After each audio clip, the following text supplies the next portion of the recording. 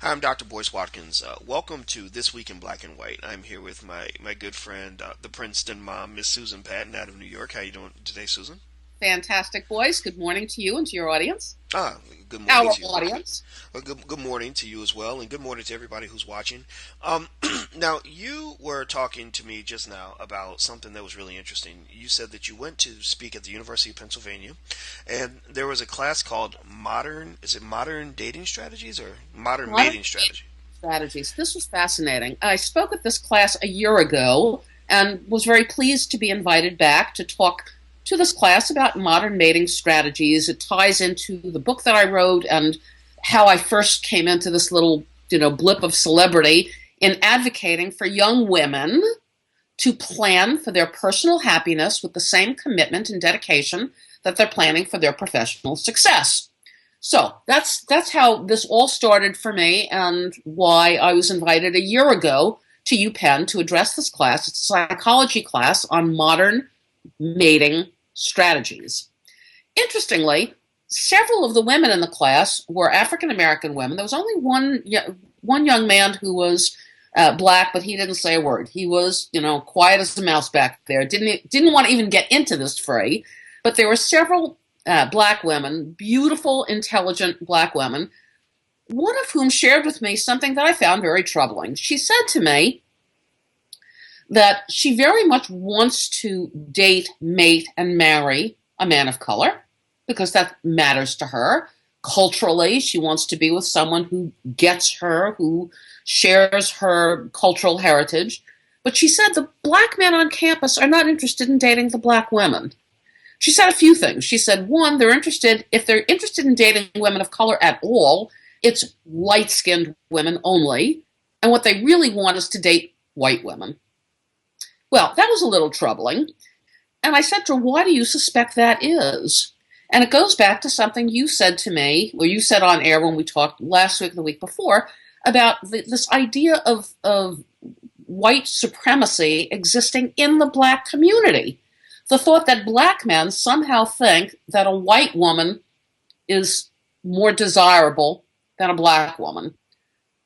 And the other thing that we talked about is, and you and I have discussed this as well, that black women are outperforming black men, both academically and professionally.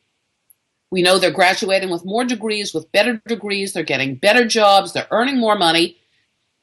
And it was suggested that perhaps black men, they just don't want that kind of challenge. They don't want to be with a woman who maybe is smarter than they are, more professional than they are, better poised for success than they are. So one of the women in this class, beautiful woman, beautiful African-American woman, she said to me, what am I supposed to do? I thought, okay, I know just the guy I'm going to ask. So, Well, what, it's what, funny. I'm a father of daughters, and I can say that, we talk about relationships. I get a chance to see a little bit of what they're seeing, and I think through some of these things that you talk about. The first thought that comes to mind is that, you mentioned that this was a person's opinion, right? This was one woman's dating experience, and I think we have to be very careful about extrapolating that too much because it may just be that she's just not a good mate, right? Sometimes if our relationships are falling apart, we can sort of look at the world and say something's wrong with the world, as opposed to also saying, is there something wrong with me as well? But again, to her point though, her opinion is certainly valid and worthy of thought and consideration because it and does actually connect. Oh, go And ahead. there were several other women of color in the class, and nobody said, oh, no, no, that's not true. No, they're all sort of nodding in agreement. And there were white women in the class who are dating black men who were saying, well, yeah, they totally want to be with us, but they don't take us home. I thought that was sort of interesting. So nobody in the class was refuting this. It's not as though this was one disgruntled black woman who, no, no, no. And she was absolutely beautiful, by the way. This is a gorgeous, gorgeous woman. Why ever would a man of color not look at this incredibly attractive, well-educated, lovely woman and think, this is what I want. This is the woman I want to be the mother of my children. Makes no sense to me. Yeah, I'm not gonna. I mean, when I hear that kind of thing, you're beautiful. You've got so much to offer the world, but yet the world's not giving you what you think you deserve. I can't help but to say, to look at also the composition of the person who's saying these things. Now to your point though, if there weren't people sort of screaming in disagreement, then that does speak to the fact that there are other women that have the same experience. Right. And to some extent, you certainly can say that things are tough for black women. I learned this when I was 16. My mother explained that to me, and at that time, at the age of 16, I swore to myself. I said, I don't know if I'm going to get married, but if I get married, I'm marrying a black woman. And it's not because I don't respect women, from other ethnicities, but it's because I felt that black women need me, and the black family needs black men, and Right. and and that's been my position since. However, um, the thing is, racism and oppression can generate various forms of awkward outcomes, forms of dysfunction psychologically, in terms of families, etc. And one of the phenomena that has occurred, with the growth in the prison population, I think I might have mentioned to you there's an economist study that said that there's a 2.1% decline in the percentage of black women who get married for every 1% increase in the black male incarceration rate. And the black male incarceration rate has gone way up. And so you've got lots of men who are either in prison or they're in the system on some level, jail, probation, parole, or maybe they're ex-convicts where they can't get jobs. And one of the defining factors as to whether or not you're going to be able to be a husband and a provider is whether or not you can get a job. If you're not economically secure as a man, you're not going to feel comfortable taking responsibility for several other Exactly. people. So a lot of men, I will say, definitely deliberately remove themselves from the marriage market altogether. Now, in terms of the preference for lighter skinned women or for white women, colorism has always been an issue. You have a long history of basically this idea, and this is something that was imposed by Europeans when they conquered various people of color around the world, that there would be hierarchies based on how close you were to white. If you had more Eurocentric features and you were lighter skinned, you were going to be treated better than people who were darker skinned. This wasn't just true in the U.S., it was true in Brazil and in Africa and everywhere else. And it's still true to some extent in the United States. But here's the thing. Sometimes we get into these conversations about relationships where the the focal point of the relationship, and ABC News had a special on this. The entire focal point is what's wrong with black men. Look at these beautiful black women who can't find a black man. What's wrong with men? And sometimes we also have to supplement that and say, okay, if there's something wrong with the men, sometimes there's something also wrong with women.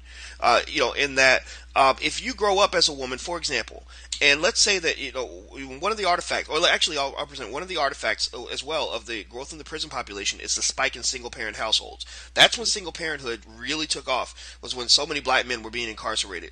And so when you have children that grow up in households where there's no father around, male and female, it changes their definition of what it means to be in family. To what it means to be a family.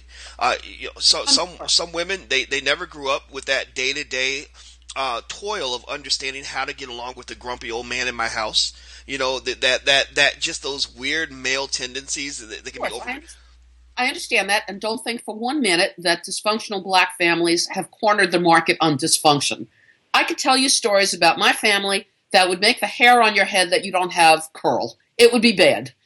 You have not cornered the market on craziness by any means. There's as much craziness in my family as there is in anybody else's family. And lest there be any confusion, there was not a thing wrong with these women in this class. If I tell you they were gorgeous, they were lovely, they were mannered, they were poised. No, you cannot say, well, maybe there was something wrong with these. There was nothing wrong with these. And I'm not saying that there was at all. But what I can say though is that sometimes we get to a point where we evaluate things in what I think is too simplistic of a context. If someone comes up to me and says, "I'm attractive and I'm educated, why doesn't anybody want to be with me?" Well, my question to them, male or female, is that all you are? Is that all you can say? Is that I look good and I went to school and maybe I make a lot of money? If that's all you can say about your qualities as a mate, then you're not a good mate. Because a good partner is someone who is loving, considerate, who can get along with your family, who treats you with dignity and respect. Of course. So I think that becomes kind of the fundamental question. It doesn't mean that many of the things that they brought up aren't true. There are black men who love white women.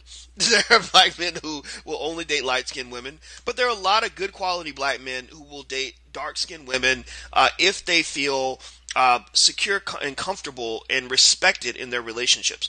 And one of the great challenges is that I think sometimes when I don't know if you've heard of this book called "My Father Is My First Boyfriend." Have you heard of that book?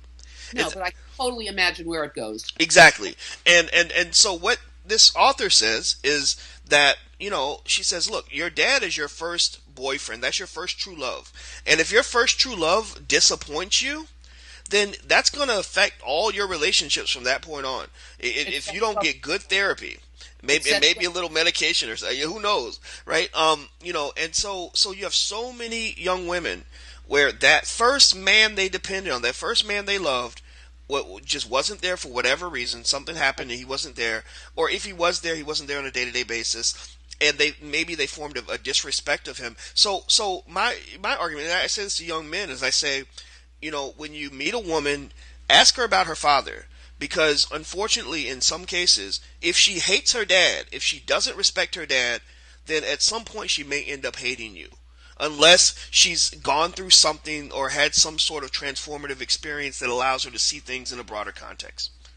Or is able to recognize that was my father, and that's not going to be the roadmap for the rest of my life and my relationship with other men.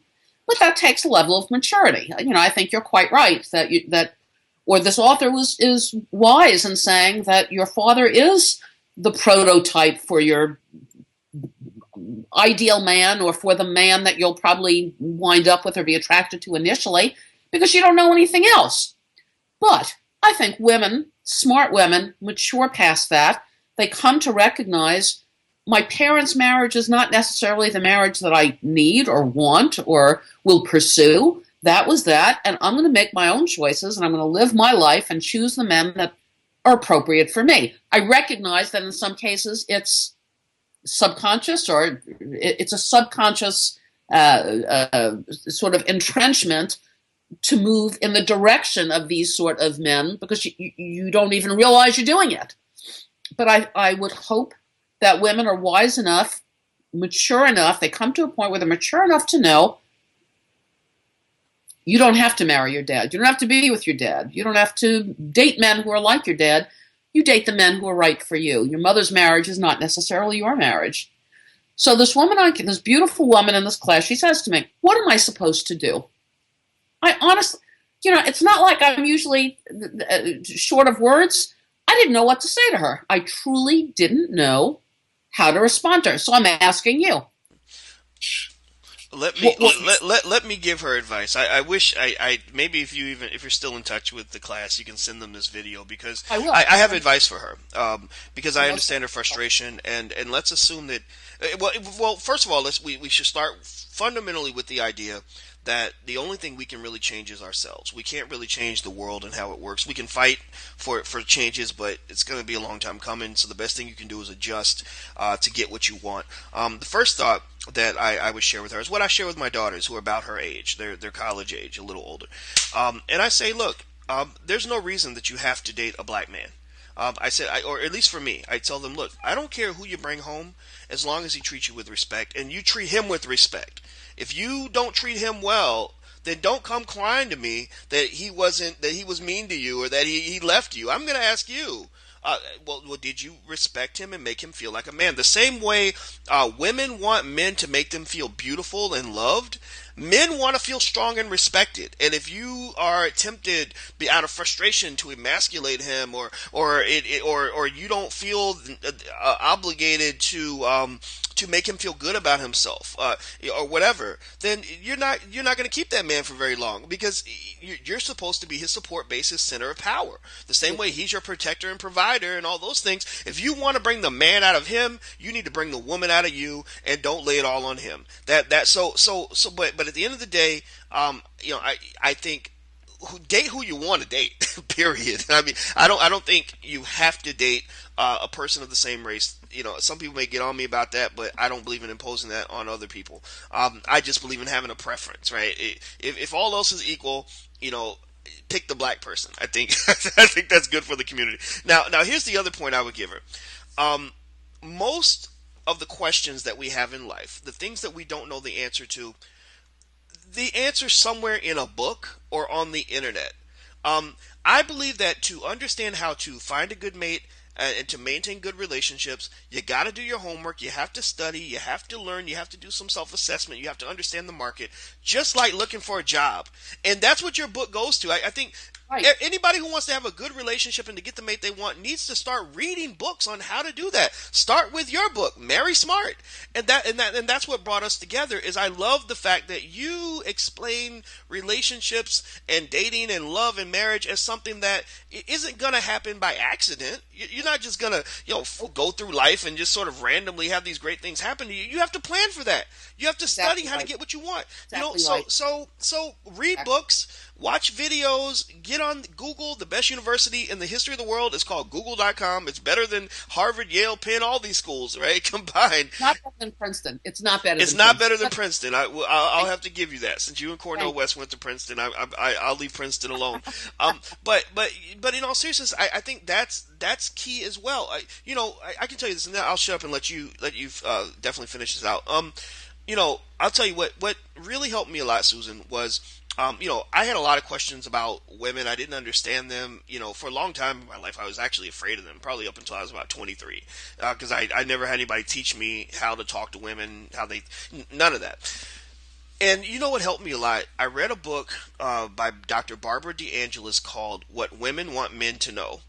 And I love that book because she basically says in this book, you're a man, women confuse you. Let me explain everything you'll ever need to know about how to get inside the minds of women and know just, what their preferences are, what the things that turn them on and off. And you have to accept the fact that you don't know everything and that they're very different from you. And if you Right. go into an interaction with a woman as a man and you're thinking that she's going to think about things the way you do, or you're going to say, well, I would do this in this situation, so why doesn't she? You're going to get it all wrong. And unfortunately, it happens as well on the female side.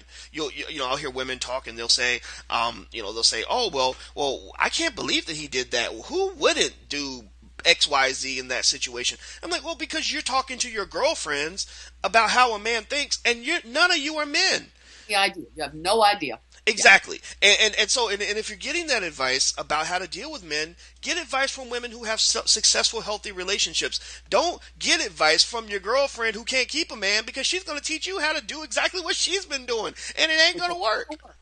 Right. Which has never worked. That's exactly right. It makes me crazy when young women say to me, oh, well, love just happens. I wrote a chapter about this in my book. Nothing just happens. Does your career just happen? No, love doesn't. Nothing just happens. If it matters to you, if you want it in your life, you have to plan for it. You have to plan for it methodically.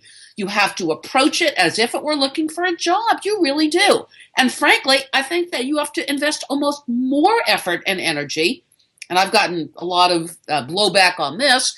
I'm telling young women, if they know that they want marriage and motherhood, if they know that they want to have children, invest at least 75% of your time finding that man, because when your fertility clock runs out, you're done. You're done. If you know you want to have a baby in a traditional marriage, you got to lock and load before you get to be 30, 31, 32 years old.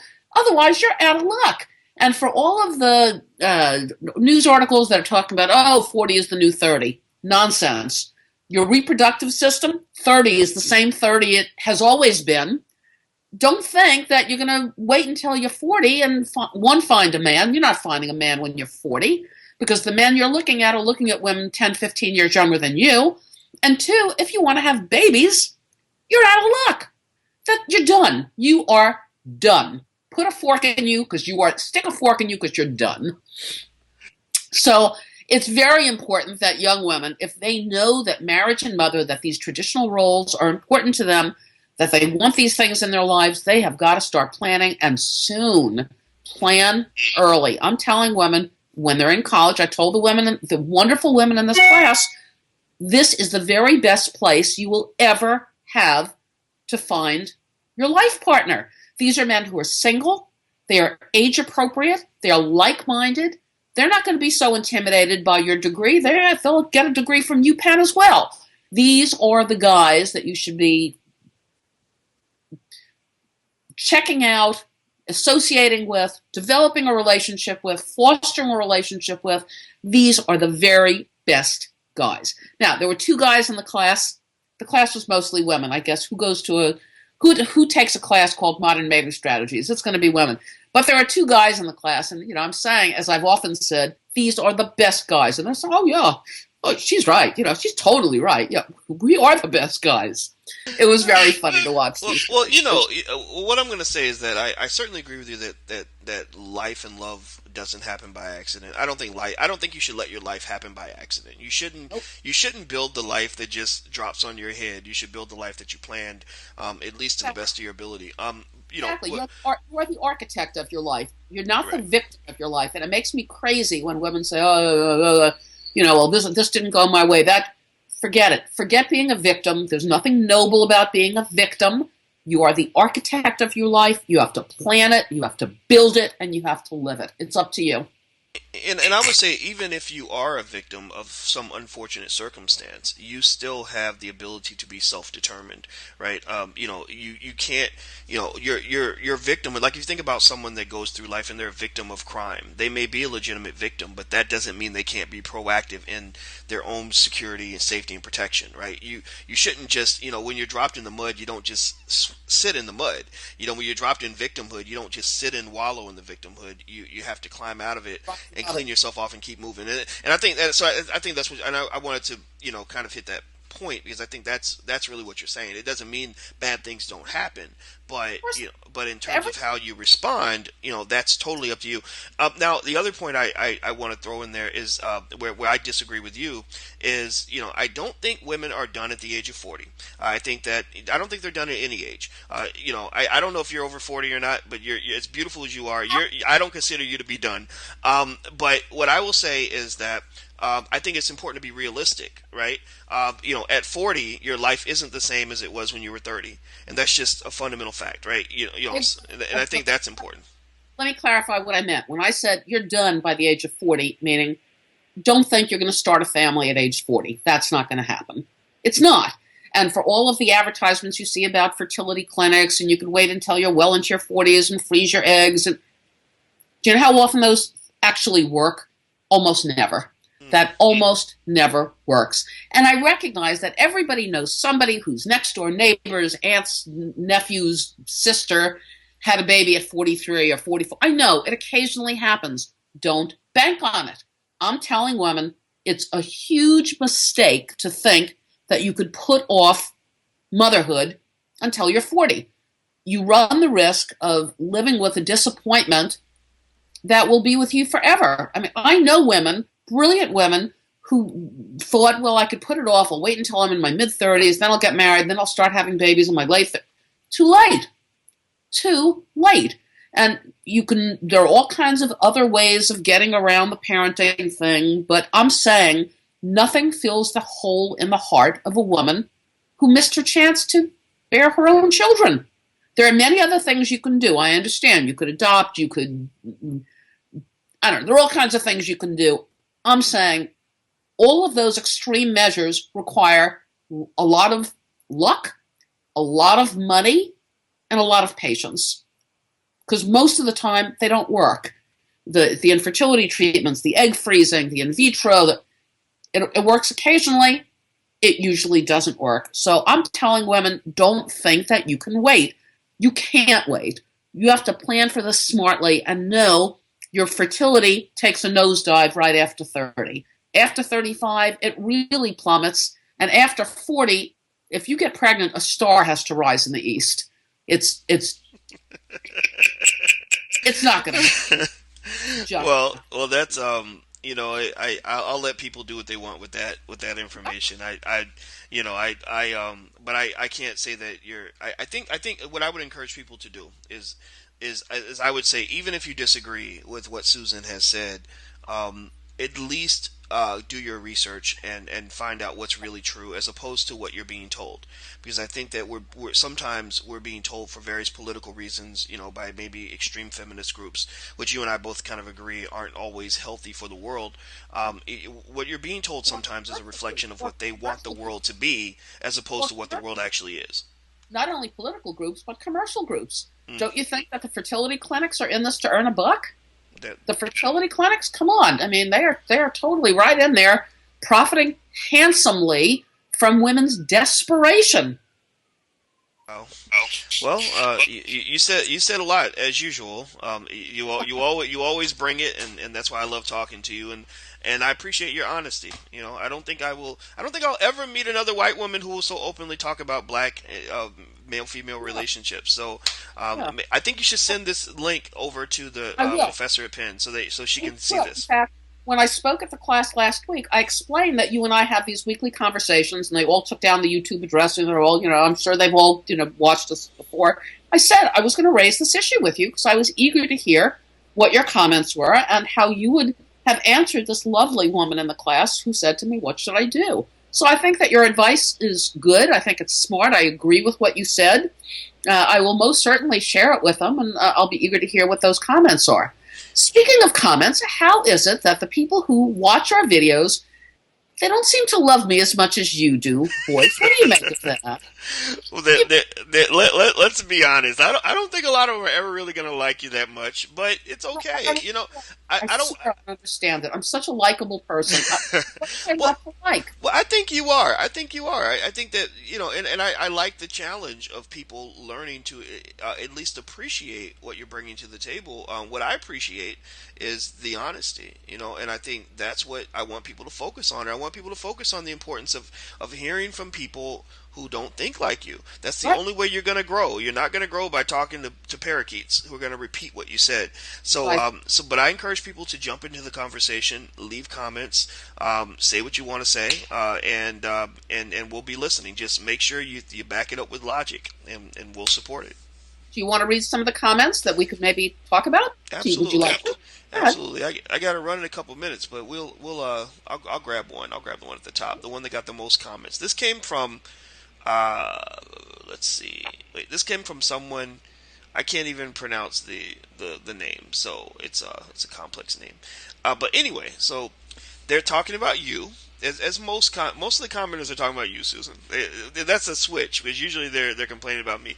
It says she's playing dumb. This lady knows racism, white supremacy exists to keep black people, especially black men, down. She knows her and her people benefit from racism and white supremacy. She knows that deep down black people are pissed the hell off for what her people did to us and continue to do to us. Jews benefit from racism in America. As a matter of fact, Jews always benefit from racism and white supremacy. White Jews owned and dominated the transatlantic slave trade. Plus, Jews own most of the slaves in America. Other races are allowed to benefit from the fruits of America. Everyone benefits from America except the black man. Hell, even black women benefit from America more than black men do. I think it will be a day when black men must leave America. What do you think? Well, all right. This is a very angry person. This is obviously a man without, and he doesn't identify, or you're not identifying him by name. I think it's a I'm man. sorry. I'm sorry that he's as angry as all that. I don't know that Jews owned slaves. I don't really know that. When I think of slaveholders, I'm thinking of people in the South. Jews weren't traditionally in the South. I just don't think that's factually correct. Are Jews committed to keeping blacks oppressed? No, I don't think that's true. I think there was sort of a whole lot of sort of ranting and raving. It's unfortunate that that's the sort of comment that will blindly get lots of likes. It's just vitriol.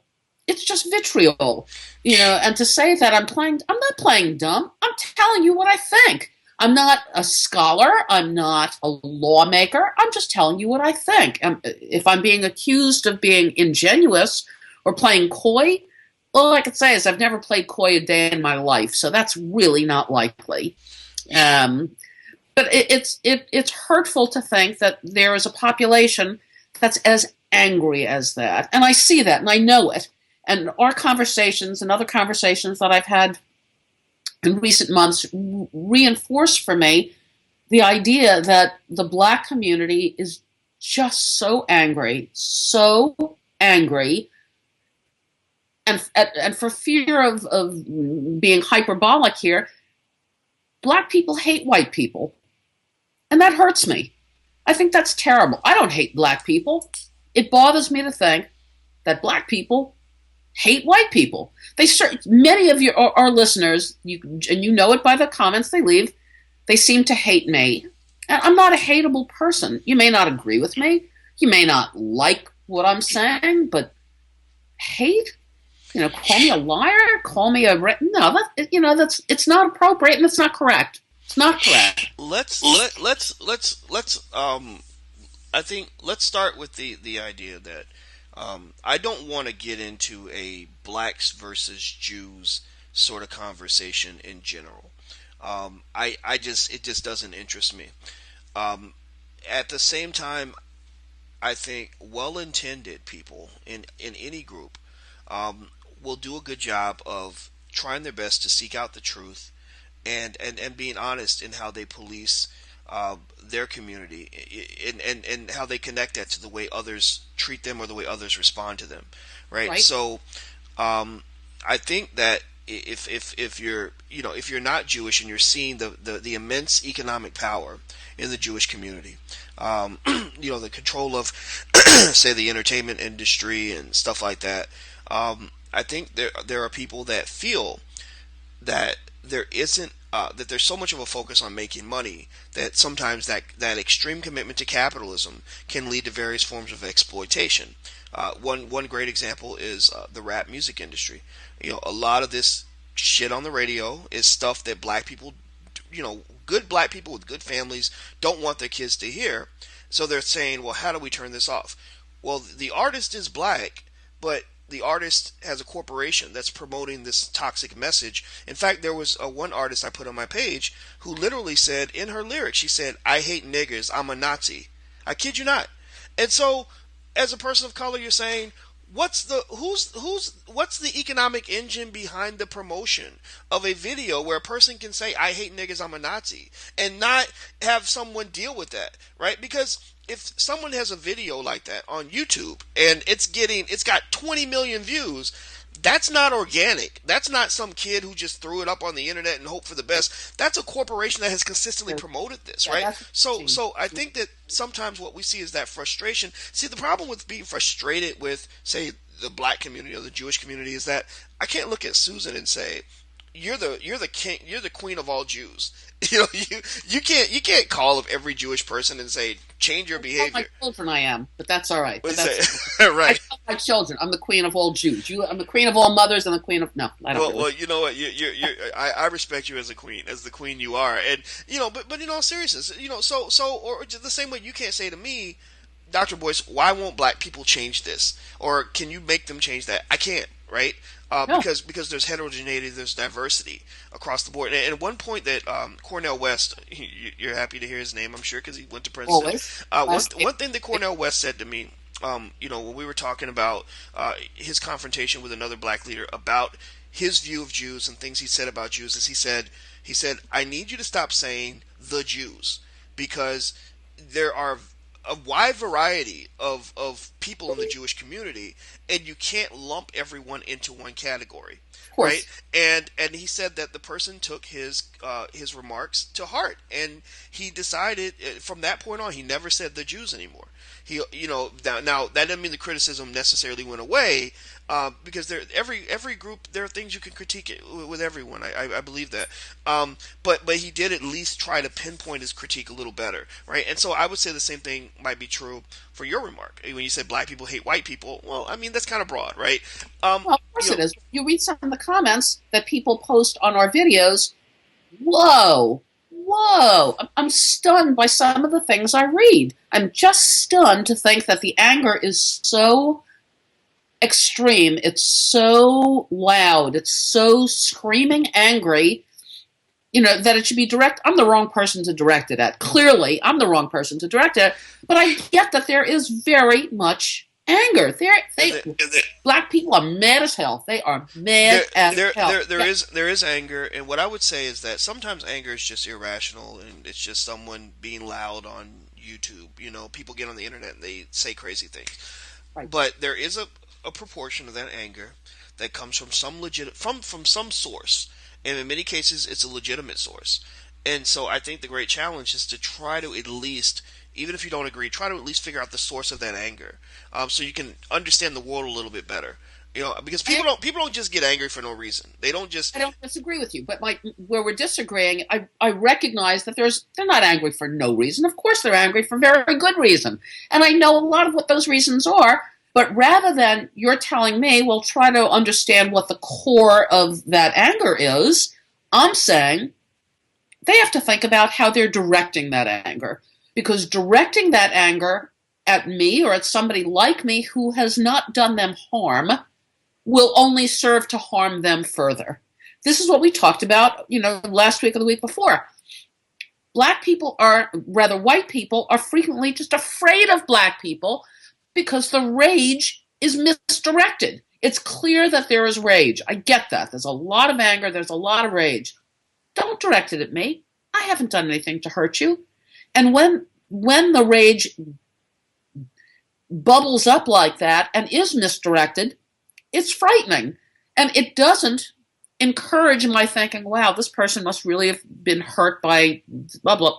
What it makes me think is, I want to get the hell out of here. I'm out of here. I don't want to, whoa, this person is, off the rails angry, and I don't want to be in their line of fire when that rage is expressed. So I think rather than you're suggesting, and I understand why you're suggesting it, that examine what is at the core of that anger. Because you're right. I know that it's not anger out of nothing. I know it's not out of nothing. That they're not making up these grievances out of whole cloth. Of course not. I understand the root of the rage. My problem is how you direct the rage. Direct the rage someplace where it's warranted, not in a direction where it's not warranted, because all that serves to do is repel people who might otherwise be sympathetic and eager to be helpful. Go ahead. No, that's a great point of view, and it's and I have more thoughts, but I'm going to process that because I've got this meeting I got to go to in 2 minutes. Busy, Mr. Important. Busy, But Mr. Important. All right, oh, so come on, give me a break. Oh, give me a break. But no, but it also, but to close out the conversation, I encourage people to listen to your point of view.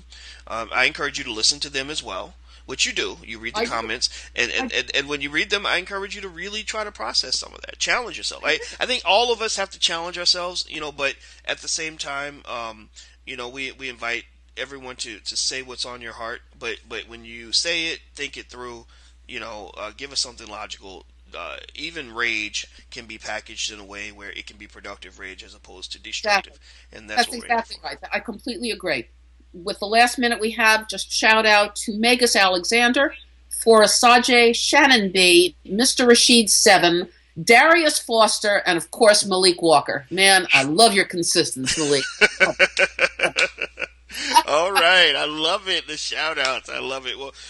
Yeah, I definitely want to give a shout out to everybody who follows us and watches this. This is a lot of fun, and I want to say thank you so much, Susan. I really appreciate the chance to talk to you again today. Always a pleasure talking to you, boys. Have a Yes, great week. you too. And everybody, this is Susan Patton, the Princeton mom. She's the author of the book Marry Smart. So if you want to understand relationships and how to do it your way and the right way as opposed to the politically correct way, you should read her book, and it will enhance your life in so many ways. I guarantee it.